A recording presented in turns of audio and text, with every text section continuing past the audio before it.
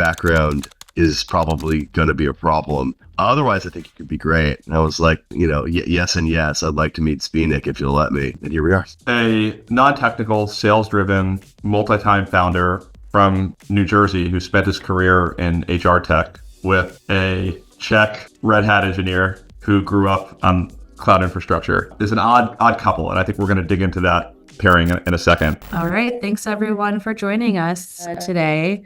We're so excited to be talking with the founders of OCV company Kedify. Kedify is an intelligent auto-scaling platform built on the open source project Keda. Companies like Trivago and Kraken use Kedify to manage their cloud infrastructure and respond to real-time resource demands. And today, joining us are founder and CEO Zbigniew Robelik and CEO Jeff Fernandez. Zbigniew, you started the company with OCV about a year and a half ago. Jeff, you just joined as CEO a few months ago. And I guess knowing that, I'm going to pass it off to you, Rich, to jump in and let's hear a little bit more about them.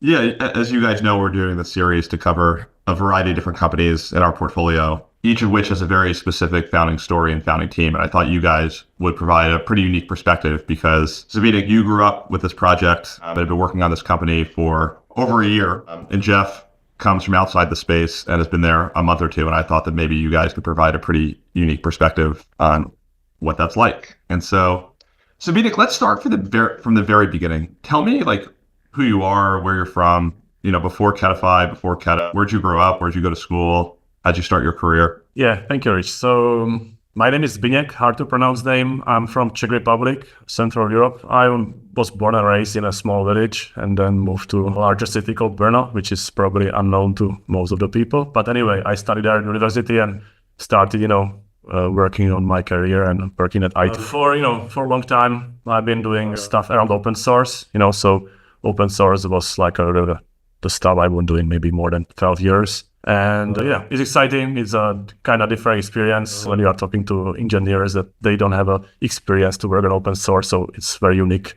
I would say, opportunity. You can interact with a lot of people around the world. So let's go a little bit deeper. How did you get interested in technology originally? And how did you first get introduced to open source software? So technology, I would say from the very early. So from the, when I was still a kid, I was always curious about a different technical aspects of different things. But also on top of that, I also like history. So it was this combination of these two aspects. And I was okay, what I want to do? I want to do a technical stuff or history. And I was okay, I probably wouldn't be able to fund my lifestyle with the history and work in this field. So that's why I choose the technology, and I'm glad I did. Do you remember the first piece of software that you wrote and what technology stack you were using? It was probably something in BASIC in a high school as a project. So we started with the BASIC, very very rudimentary stuff. It was fun, and in the university I was able to touch different programming languages, different areas from the, let's say, hardware perspective. So we worked a lot of stuff on the hardware. So we built stuff around the hardware, but also from the software side. So I had a really good overview of the whole stack. But at the same time, I know that I basically know nothing because the space is so large. So it's still a lot of things to learn, I would say. Tell me about your early career after university. So I actually started as an intern at Red Hat and I was working there, doing stuff around Java. I also started working in another company which was building some stuff for Czech army. It was stuff that we built, and it was mostly user-facing applications. So at Red Hat, it was this infrastructure backend side, and in the other company that I was very early on, it was this front-end applications, and etc., etc. And then I made a decision, I don't want to deal with front-end in this kind of area in the technology, and I was focusing more on the backend side. Can you tell me how you first came across and started working on Keda? And tell me a little bit more about what Keda, Knative, Kubernetes, what are these things? Yes, so Kubernetes, I was starting with Kubernetes. Kubernetes these days, it's all around the space, so it's a de facto standard if you would like to run your modern applications in a cloud-native space. So Kubernetes is this orchestrator platform where you can deploy your application and orchestrate it. It gives you a lot of benefits, but also a lot of challenges with the maintenance. and with maintaining the application itself. And when I was at Red Hat at the time, I was part of the group that was trying to solve serverless applications. So serverless application is an application that it runs on some server, but the user, the developer that is building this application doesn't necessarily need to know what's under the hood. A very popular thing is AWS Lambda, for example. So this is like a proprietary AWS thing, and we were building the similar stack on Kubernetes with open source technologies. So that's how I got introduced into Knative, which is like this serverless stack on top of Kubernetes. And then Keda, which tries to solve like an auto-scaling aspect of these applications, because as you run them on Kubernetes, you would like to auto-scale them so you don't spend a lot of money, but also you can handle the performance side aspect as well. So when I was part of the OpenShift serverless team, I got into this group, and then there was an initiative where we had a collaboration actually with Microsoft.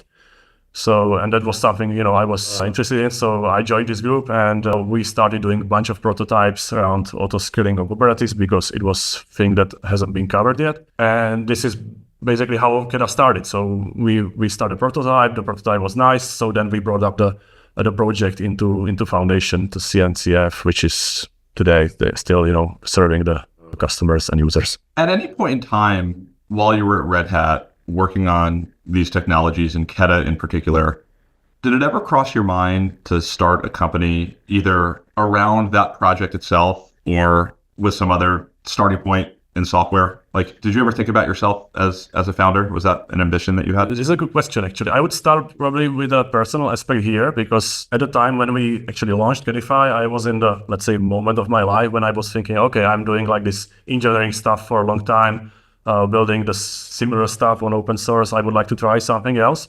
But at the same time, I was like, okay, I'm not so attached to Keda, so I don't want to completely abandon this space. So maybe there's an opportunity to do both things at the same time. This was not something I could do at Red Hat, because it's a big company and I wanted to do something else. So I was thinking about commercial version of Keda, because I saw the potential there. I saw like there are customers that we can help with specific cases, and this is the point of time when I actually got into conversation with OCV. So it was the very right moment for me personally. So that's interesting. You were already thinking, maybe I want to start a company, and maybe I want to start it around, because I think there is an opportunity to productize something here and sell it commercially. Yeah.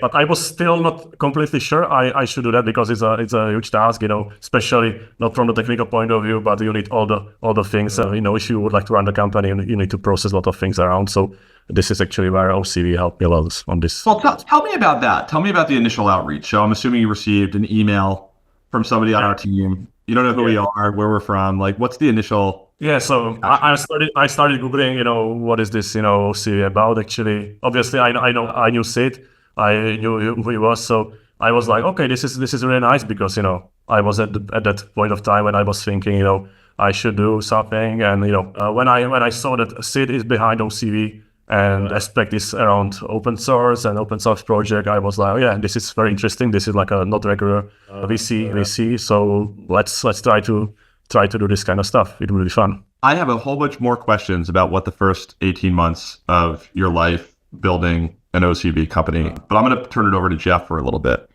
So Jeff, you do not have a background in cloud infrastructure. Tell me a little bit about kind of who you are, where you're from, early career. Yeah, totally. Thanks, Rich. And I apologize. I've got a bit of a head cold. I've got a 6.5-year-old daughter and a 4-year-old son. And when they get sick, eventually I get sick, and I'm not quite done yet.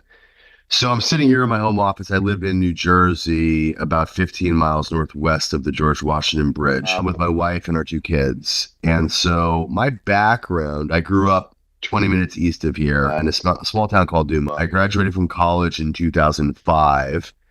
And my career has been, for the last 20 years, working in startups, almost exclusively in B2B SaaS, and specifically HR tech. And so my first startup, I graduated college at 5. I wrote a thesis, little dissertation that wound up getting published. And I thought I'd do a PhD. And my mom, rest her soul, said, don't do that. Go start a company or build a business instead. And so I was part of this website called Doostang, which was a private invitational job website started out of Stanford and MIT. And at the time, as 05, 06, they had not only bulge bracket investment banks, but private equity jobs and the like. But they had startup and venture jobs, which I went to college at Harvard. We didn't really have as much access back then. And so I just thought there were cool jobs. I started inviting my friends to join the website. And so eventually I got an email from the founder of the company, Mareza, saying, it's me, my co-founder, and a woman named Chelsea working out of a house in Palo Alto. Why don't you be our second employee? And I was like, I don't know what any of this means, but it sounds good to me. It was a different house in Palo Alto. Maybe I should have been in the one down the street at university. You picked the wrong Harvard house in Palo Alto in 2007. Although I thought it was 2003. Right. That's right. Yeah, it was, that was what it was. So I ran the East Coast operation, and that's where I joined and started doing startups. Drove across to Palo Alto in the summer of 2007, slept on a mattress in the office, and raised a Series A with the team. And then I drove back to New York and started our sales office, where I sold to, the Goldman Sachs, Morgan Stanley's, D. Shaw's of the world. That was a pretty awesome experience at 22, 23. And then I decided after we sold that business that I would venture out and do it on my own. And so I started a company called Grovo in 2010, where we were pioneers in online microlearning. We made thousands of 1-minute videos covering digital skills and cloud software. So think Lynda or LinkedIn Learning, but for the cloud. We housed it in our own software too. And so, we grew that to a few hundred enterprise customers, a couple hundred employees, just about $20 million of ARR. And eventually we sold it to Cornerstone On Demand in 2018, which was then a publicly traded learning company. And then in 2018, started a company called Dandy, which was a DEI analytics company. And we set out on a mission to make the workplace more fair and certainly more equal. And so over the last 6 years, we built that and eventually hit some headwinds. And we're soft landing the company right now. I met Mel Condos from the OCV team back in September, October of 2024. She reached out to me and said, would you take a look? Take a look. This could be of interest. And so that's how I met you folks. So I can imagine when Zbigniew receives the email from Open Core Ventures, he has a deep familiarity with commercial open source software. Coming out of Red Hat, he's definitely heard of GitLab, knew Sid by reputation. I'm assuming all of those things were not kind of a tailwind for us when we reached out to you. And so what was it that even invited you to engage in conversation with us? So I knew of Sid. I've been to the Lobby conference. I'm familiar with Lobby Capital, which is formerly August Capital, which is an early investor in GitLab, of course. And so I was familiar with GitLab and, the Lobby team. I was taken by the model, and I was curious to meet a founder CTO and to just get a feel. And for me, it's a lot about the people. And so Mel was great. Zbigniew, I think you and I hit it off pretty quickly. Rich, likewise, right? It just felt really natural. And then I like the market. This is really different for me. Buyers know exactly what they want. Typically, they have very clear problem. They have budget, and they're very direct. And so all of that was pretty exciting for me. How early in the process? Sorry, finish the thought. How early in the process with Open Core Ventures did you meet Zbigniew and learn about Kedify? So I started chatting with Mel in September, maybe of 2024. It wasn't until February that we engaged the process, I would say, properly. And, took a look at the portfolio, and I was really excited to meet Kedify. And Mel was excited, and she's like, it's really technical. Your background is probably going to be a problem. Otherwise, I think it could be great. And I was like, yes and yes. I'd like to meet Zbigniew if you'll let me. And here we are. A non-technical, sales-driven, multi-time founder from New Jersey who spent his career in HR tech with a Czech Red Hat engineer who grew up on cloud infrastructure. There's an odd couple, and I think we're going to dig into that pairing in a second. Is OCV crazy, Jeff? I'll share my perspective in a second. Please. Obviously, we were more than enthusiastic to bring you on board. But on the surface, Excited to be here. that's a crazy fit, right? How can you possibly be the CEO of this company? You know what? I feel I have to earn that every day. I'm not today, as far as I'm concerned, right? I look up to Zbigniew. Zbigniew teaches me every day. He's done an absolutely incredible job building on a lot of go-to-market functions. We have great product marketing. We have great case studies. He has set up such a wonderful foundation, and I feel like I have to earn that every day. and we shall see. I think the most important thing is understanding what the limitations are. I know how to do what I know how to do, and that's the go to market, and that's growth, and that's supporting Zbigniew in what it is that he needs to go out and achieve.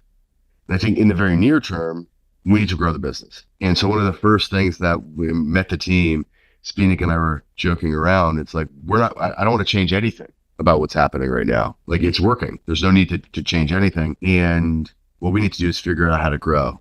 And that's my problem to work with you to go figure out. I think that's great. I'm sure maybe your experience is different. I'm curious. Yeah, I'm going to hold back my perspective for a second. Zbigniew, I'll give you the same spiel about your respective backgrounds. And then one day I come to you and say, I got a great CEO candidate for you.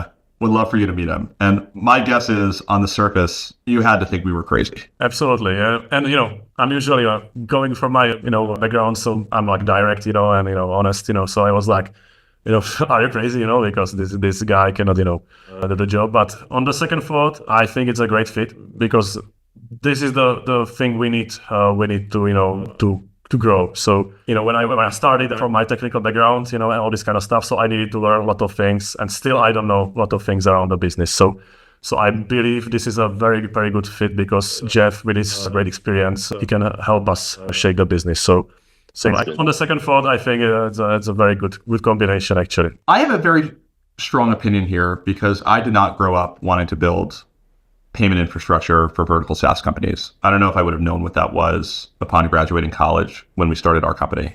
I didn't know what payments was. I didn't know what payment infrastructure was. I wasn't familiar with like modern APIs. And yet I ended up running product for that startup and having a successful exit to JP Morgan. And I won't credit myself for this, but Jeff, I'll say this is the mentality when we looked at you, is I don't think knowledge is cheap, especially today. It's like very learnable. Like, information is at your fingertips and you can gain more knowledge and experience over time. I don't think there's any substitute for ambition and aptitude. I think you have kind of a high enough EQ to understand that on day one, there is a level of deference that you have to show to the CTO founder who's been at this for a long time and is a subject matter expert. But I think that evolves over time. And so I think the guidance I've given you and other CEOs in this position is like my 2 weeks, 2 months, 2 years timeline. I think in 2 weeks, if you can parrot back what you're hearing from Zbigniew or the subject matter expert in a way that largely captures it and doesn't immediately expose you as a fraud, that's a pretty good benchmark for 2 weeks. At 2 months, if you can reflect it back with some insights that you might have stumbled on and you're beginning to form some early opinions on where the opportunities and challenges lie, I think that's a good benchmark. And in 2 years, you're giving keynotes, talks at CNCF as the thought leader in this space. The one other thing I'll share, I do think at some point that deference to Zbigniew, like, you guys are always going to have a marriage where I think you're like equal opinions, mutual respect, healthy tension. But at some point you do have to become the CEO. And I kind of want to ask Zbigniew a baiting question here. I have a tendency to call new CEOs to companies within OCV, CEOs that we help source and that we pair with CTO founders. I tend to call those CEOs founders of the company as well. So Zbigniew, this has got to piss you off a little bit, right? You've like worked on Kubernetes and Knative and now Kedify for years. You were like the premier subject matter expert in this space. This is your company. You were there on day one. And we bring some non-technical, sales-oriented CEO from the outside. And on week one, I'm referring to him as a founder. It's got to piss you off, right? Like, give me like, let me into your head a little bit. I don't know. I think that if the person, either it's Jeff or someone else, in a different company, if he earned the title, why not? Why not? If he help us, grow the business, grow the company, why not? Why not? You're political in your answer. I'll take it, and I agree with the perspective. I think, let me share a little bit of my mentality there. And again, this is a learning that I don't think I would have appreciated before I had like a tour of duty with my company. When you're a year into a business, you've already ridden the emotional roller coaster up and down so many times, and you're deeply aware of all the progress that you've made and how hard it's been. And it feels like you're so far down the field at that point. But if and when you take this thing the distance, it's going to mean that you guys have been at this. You're going to be married for 10 years. And if you zoom out and you look at that time horizon, there's 9 years of where all the value is created and work. And that early 1 year, in retrospect, will seem like a small piece of the whole pie. And so the primary reason I call a new CEO a founder is because I want to set expectations appropriately that this person is not a hired executive that's going to come in and manage the board. And it's a founder CEO that needs a founder skill set and understands what it takes to go 0 to 1. Secondly, it's an acknowledgement of the type of relationship that I think you guys need to have, that we are in the trenches together and we're starting basically from square one and need to build this thing. And third, it's like a retroactive acknowledgement. If the thing fails, no one cares. You call yourself whatever you want. No one's going to remember because the whole experiment was not successful. But if the thing is successful, it's going to be because of the two of you. And all of that success and all of that value creation is going to be largely from what happens from this point forward, not what's happened before that. So Jeff, it seems like you have some thoughts that you wanted to share. You want to just apologies, Jeff. Yeah, I just want to add one more thing to that. I think that, like, from my personal view on this, like, titles are not important. I don't care about titles. I don't care about this kind of thing. The important thing is if you are able to deliver what you would like to deliver. So the execution and deliverance and the relationship, this is more important than a title or whatever. So this is my personal aspect on that. Yeah, I appreciate that, both Rich and Spinek. And to be terribly clear, right? I think that's right. Over time, I think I will either earn that or I won't. And if we're successful, I'll earn it, right? And that's how that goes. Moreover, I think to your point, Rich, about coming in as a founding CEO, that's partly what drew me to it, Spinek, because I don't view myself as that outsourced, come in, manage the board, right? I'm a doer. I like to create work, and we've worked together now for a while. I come in and create work product and drive really hard. And for me, that's where I live. I really like that part of it. And so it felt like a very natural fit that I'd be able to do that work and I'll get my hands dirty. And so that's partly what drew it to me. Drew me to this opportunity and to you. We touched on this a little bit. I think the world is built on, like, persistent, opinionated founders. And Zbigniew, you and I have spent enough time in office hours for me to say you are definitely opinionated and persistent. And to your credit, we should dig more into this. Like, you closed a 6-digit contract on your own, like, as a technical founder without a commercial CEO co-founder. Jeff, you beat the shit out of us up and down during the hiring process. We'll dig more into that as well. What's that relationship between you have, like, two, like, very strong, very opinionated, very persistent founders that we've, like, thrown in a room together without a deep history. And so I'm just curious, like, what's the rapport between you now? How do you manage personalities? How do you split responsibility? I leave it up to Jeff. I leave it up to you. What? Oh gosh. All right. He's back on mute. The company, my experience of this, Spinek, has been you have run the company very, very well. And working with OCV for me as, CEO, there are so many parts of the job that I'd have to do, accounting and back office and payroll, that I don't have to do. And so I really like the model and the team at OCV, right, as people, but also in that execution. Then as it comes to the two of us, and of course you're CTO, but you run the company very well, right? You have a very cogent point of view on the product roadmap, and you articulate that, I think, really well. And you service customers, you onboard them. And so it is unlocked for me an opportunity to go spend my time focus on growth and marketing at the top of the funnel and the sales process, definitions, and ways to stimulate the top of the funnel and make the mid-funnel execution that much better. And you provide a really strong foundation for each of these areas. And so I view our relationship as my trying to earn your respect and get credibility as we go. So you will gradually let go of things and let me have them. And so I think in the last week or two, if I may go out on a limb, we made a little bit of progress, right? There were a couple things where I think I caught your attention, okay, let's let Jeff go handle this now. And so that felt really good. It's okay, we are moving. And so that's how I viewed it. I'm curious to see and get your reaction. And by the way, Rich, I really appreciate, I know you're having fun with this one, and I am too. Thanks, Jeff. Yeah, I cannot only agree. I can only agree. That well said. I would say that I believe that if we build a relationship around like a mutual trust, that's important. And as I mentioned before, you really like fill the gap that we have in the company because obviously I can do some of the technical stuff. I can help a bunch with the sales aspect, but it's not enough. It's not enough. It's not something one person can do, and also in particular me because I don't have the background. So I think that the responsibilities now, how we divide it, it's great. It's a great fit.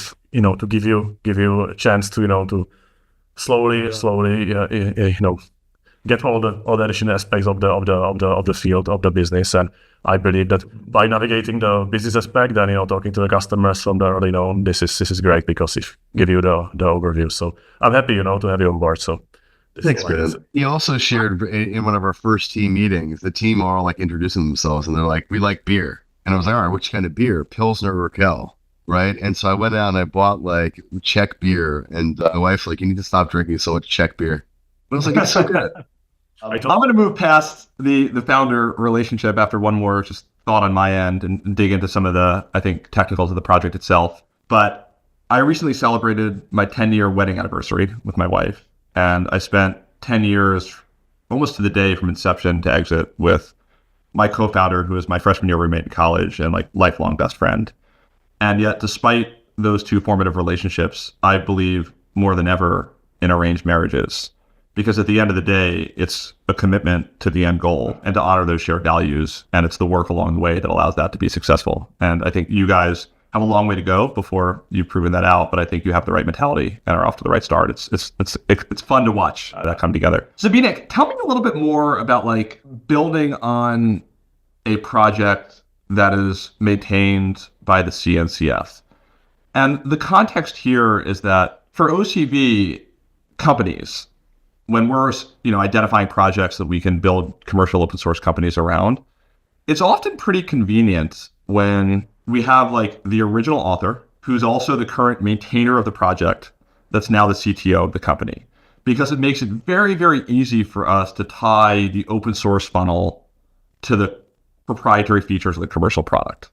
There's like a cleanliness there. But in your case, Keda was born within, you were part of the original team that created it, but it's born within Red Hat. It's maintained by donated to the CNCF Cloud Native Cloud Foundation, maintained by them. And there's a variety of companies actually that are commercializing it in one way or another that we would consider ourselves sometimes competitive with. How do you think about that? Good question. I would say like the aspect with the foundation behind the project, there are some benefits and obviously some challenges. So I would say the benefit from having the project in the foundation is that the foundation gives the project credibility and help you reach the audience that you wouldn't be able to reach to if you are running the open source project on your own. So I would say these are very good benefits for us. And also we can learn in the community with the users, interacting with them, how they use the project and how we can possibly build our product better. But at the same time, you need to navigate this space. You need to think about like, I need to do something and I don't want to harm the project, but at the same time, I would like to support the product. So finding the balance is important. But so far, what I got the feedback from the community, it's great. I got the support from the other maintainers on the project, so they are very supportive of Kedify. So, and actually at this time we have already 2 maintainers from Kedify. So one of the Kedify employees is also a maintainer on the project. So we from the company, we support the project, we build it, and at the same time we are able to grow our business because we see the potential there with serving our customers. How in the early days did you think about, because the big question we had is like, Keda's really good and it's widely used. Kubernetes is, 50% of like modern tech companies are going to be using Kubernetes under the hood. Some large percentage of them are actually going to be doing auto scaling with Keda. So the market's clearly huge and the value is really big. But like, what more on top of that is there that we could build and charge for is kind of often the core question that we face. And is there enough space there to build something that people are willing to pay for in mass? And so how did you think about it in the early days? How are you thinking about it now? Yes, there's a very what did we build? Yeah, this is a very, very good question. And it's still like a question I'm, questioning myself, every day. So Keda is de facto, I would say, standard when you are talking about autoscaling Kubernetes. So it serves a lot of cases for users. Like I would say, majority of users are very happy with Keda, but there is a still huge chunk of users that they need some extra features, enterprise support. And since Keda basically dominates the space, and given the space is so huge, so there is still a large chunk of the market that we can serve.